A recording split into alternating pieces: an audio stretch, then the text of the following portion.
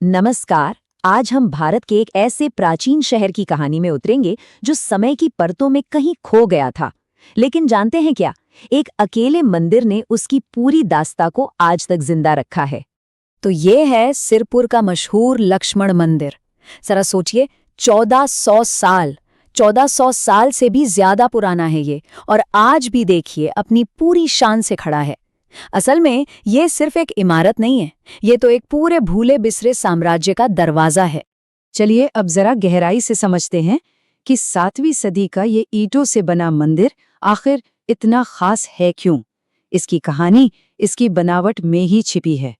ये मंदिर बना है नागर शैली में, यानी जिसका शिखर ऊपर की ओर जाते जाते एक मधुमक्खी के छत्ते जैसा आकार ले लेता है।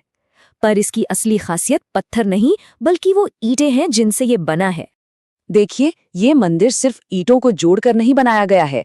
हर एक ईंट पर इतनी बारीक नक्काशी की गई है कि देखकर हैरानी होती है। ये भगवान विष्णु को समर्पित है और इसे बनवाया था पांडु वंश के राजाओं ने। लेकिन इतना भव्य मंदिर ऐसे ही तो नहीं बन जाता। इसके पीछे एक कहानी है, सत्ता की, विश्वास की और एक परिवार की। चलिए उस कहानी को जानते हैं। तो किस्सा कुछ यूं है कि ये मंदिर रानी वास्टा की देन है। उन्होंने अपने पति राजा हर्षगुप्त की याद में इसे बनवाने का फैसला किया। ये मंदिर उनके प्रेम और सम्मान की एक जीती जागती निशानी है, जिसे बाद में उनके बेटे ने पूरा करवाया।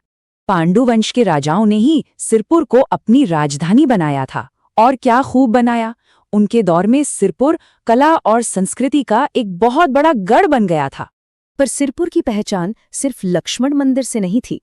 ये शहर एक ऐसी जगह थी, एक ऐसा चौराहा जहां अलग अलग धर्म और संस्कृतियां एक साथ आकर मिलती थी। अब ये बात बहुत दिलचस्प है। सिरपुर में ऐसा नहीं था कि सिर्फ हिंदू धर्म ही था। नहीं, वहां पर बौद्ध और जैन धर्म को मानने वाले लोग भी रहते थे, और वो भी बड़े प्यार और सम्मान के साथ। मतलब उस दौर के समाज की कितनी खूबसूरत तस्वीर सामने आती है ना। यहाँ जब खुदाई हुई तो बौद्ध भिक्षुओं के रहने के लिए बड़े बड़े मठ मिले, जिन्हें विहार कहते हैं। इससे साफ पता चलता है कि यहाँ बौद्ध धर्म का भी बहुत गहरा असर था, और ये शिक्षा का भी एक बड़ा केंद्र रहा होगा। और बात सिर्फ इतनी ही नहीं है।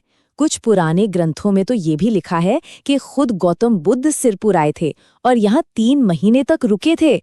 सोचिए, ये जगह उस समय कितनी पवित्र और कितनी महत्वपूर्ण मानी जाती होगी। अच्छा, इन कहानियों और खंडरों के अलावा क्या हमारे पास कोई और सबूत भी है?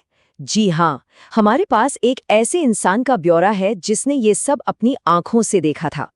इसका जवाब हमें एक ऐसे यात्री से मिलता है जो हजारों मील का सफर तय करके चीन से सिर्फ ज्ञान की तलाश में यहाँ पहुंचा था। साल 639 में चीन से एक महान विद्वान और यात्री ह्वेनत्सांग भारत आए। अपनी यात्रा में वो सिरपुर भी पहुंचे, और उन्होंने इस शहर के बारे में जो कुछ भी लिखा वो आज हमारे लिए किसी खजाने से कम नहीं है। ह्वेनत्सांग ने लिखा कि यहाँ का राजा हिंदू था, पर वो बौद्ध धर्म का भी उतना ही सम्मान करता था और बौद्ध मठों को दान भी देता था। ये उस समय के आपसी भाईचारे का कितना बड़ा उदाहरण है। खैर, वक्त के साथ सिरपुर जमीन में दफन हो गया और लोग उसे भूल गए। लेकिन फिर हमारे आज के जासूसों यानी पुरातत्वविदों ने मेहनत करके इस खोए हुए शहर को फिर से दुनिया के सामने ला खड़ा किया।